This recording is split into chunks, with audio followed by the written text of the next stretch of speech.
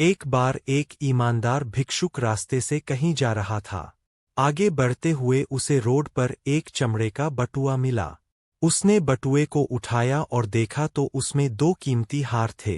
वो भिक्षुक सोचने लगा कि जिस किसी व्यक्ति का भी यह बटुआ होगा, वो बड़ा ही परेशान हो रहा होगा। वो सोच ही रहा था कि इतने में भीड़ से एक आदमी चिल्लाया कि मेरा बटुआ खो गया है।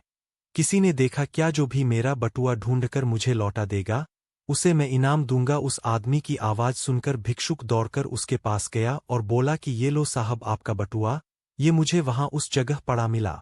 अब आप मुझे क्या इनाम देंगे? उस आदमी ने कहा कि जरा बटुए के अंदर तो देख लूं कि सब सही सलामत है या नहीं।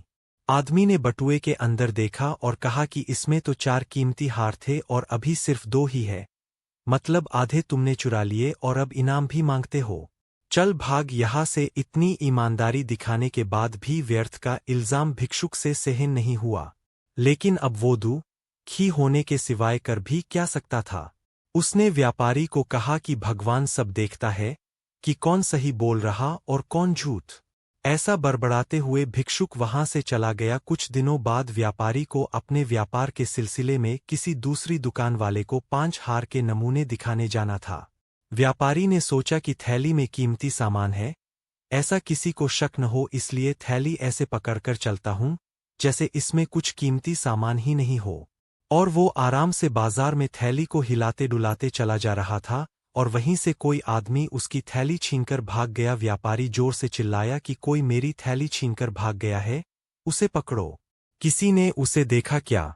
जो कोई मेरी थैली मुझे लाकर दे देगा, मैं उसे इनाम दूंगा। लेकिन उसे उसकी थैली नहीं मिली और उसके सारे हार चोरी हो चुके थे। तब व्यापारी को उस ईमानदार भिक्षुक की याद आई जिसने कि उसका बटुआ उसे सही सलामत लौटा दिया था। अब उसे समझ में आ गया कि ईमानदारी जैसा गुण हर किसी में नहीं होता।